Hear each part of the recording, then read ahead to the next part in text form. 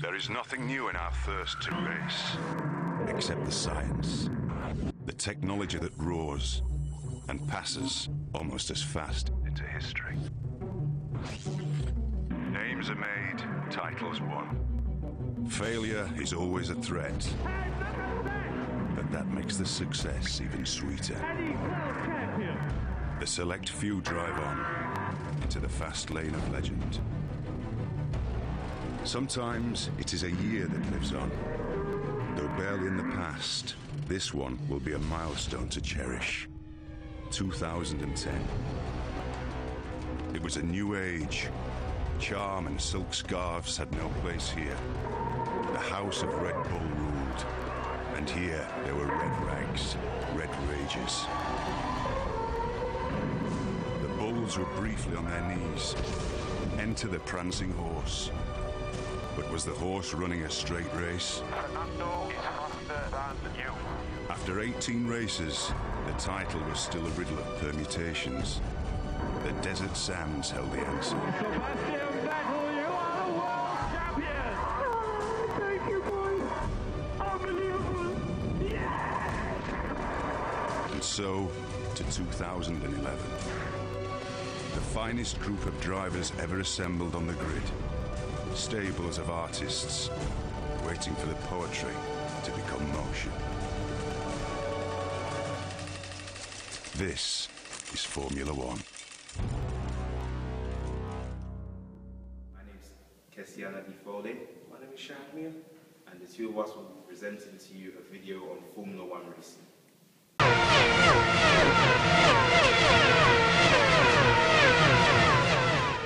Formula One was first defined in 1946 by the Commission Sportive International of the FIA. It was initially known as Formula A. In 1950, it was renamed and officially titled to Formula One. The motorsport was largely based on pre-war regulations defined by engine capacity. The regulation expected to bring a new balance between supercharged and normal cars. Non-supercharged 4.5-litre pre-war Grand Prix cars were allowed to race against pre-war 1.5-litre supercharged cars. Motor racing was started in France. As a direct result of the enthusiasm with the French public embraced the motorcar, manufacturers were enthusiastic due to the responsibility of using the motor cars as a shop window. The first motoring contest took place on July 22, 1894 and was organized by Le Petit Journal, a Parisian newspaper. The Grand Prix motor racing eventually evolved into Formula One. Each of the event of the Formula One World Championship is still called a Grand Prix. Formula One is set with strict rules and regulations. Over the first 10 years, points were awarded to the top 5 finishers of a race. From 1960 to 2002, top 6 scored points. Since 2003, the top 8 race finishers scored points, and the number of points between the winner and the second-placed finisher narrowed. Growing commercialization of F1 racing. There's been a great change in the overall essence of the whole motor racing business ever since we entered the end of the 20th century. A new generation of drivers has sprung up, and they were branded with the name the Lions for the fact that they were very brave and very talented. It has, however, been argued that controversy and politics is starting to have nothing to do with Formula One racing. It is, however, still in place, and it was even still being used in 1994, where famous driver Michael Schumacher received a black flag for a driving error he made. He even later on received a suspension for ignoring a down. The inherent advantages of Formula One racing from a commercialization perspective have been maximized greatly by the sports organizers. The first ever race in the World Championship took place in 1950, but it has shared very few similarities with the present-day World Championship spectacles, which is the Formula One. Almost all the differences are down to the commercialization of the sport. Formula One racing in this present day has got itself in a very high position and has been much more successful in building its global fan base, as they are now even doing deals with Sky Sports right here in the UK and even abroad with Sky in Italy.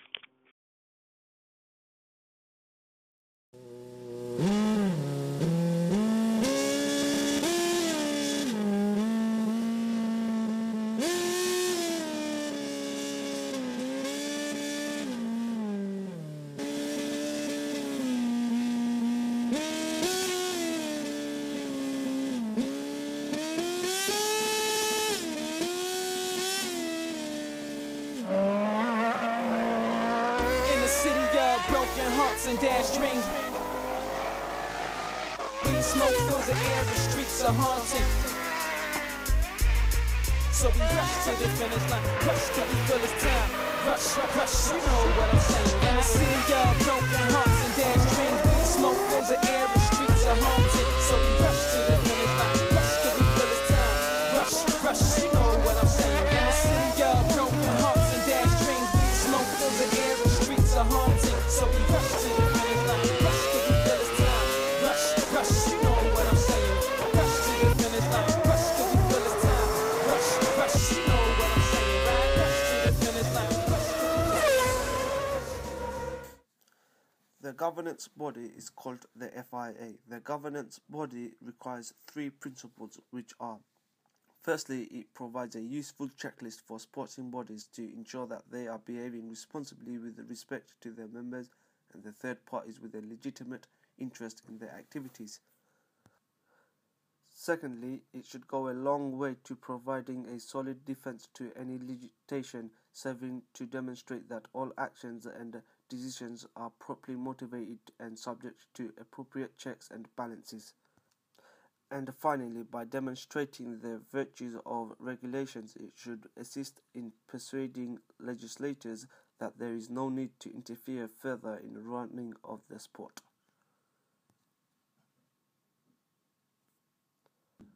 Sports organisation and governing bodies at local and international level have roles and responsibilities which are similar to those of corporate boards.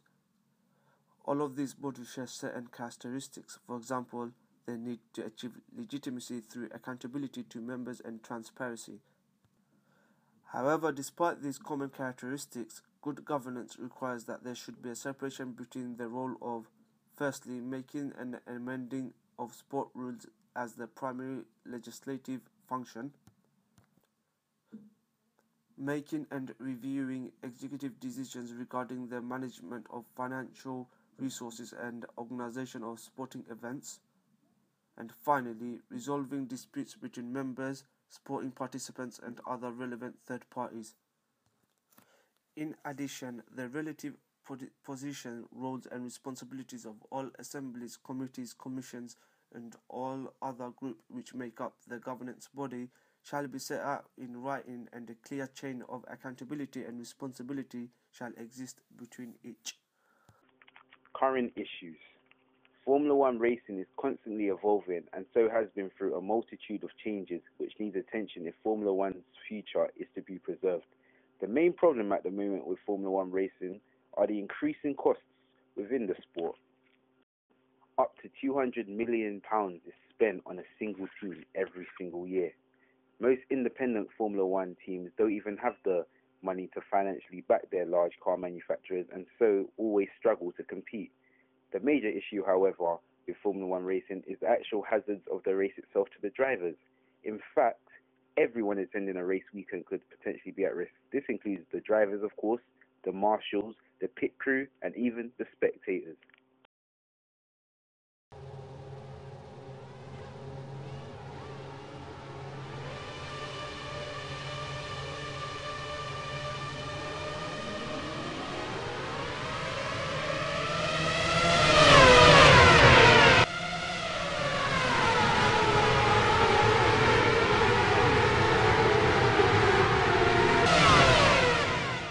These are all the sources that we used to gather information on Formula One racing on this slide now being shown.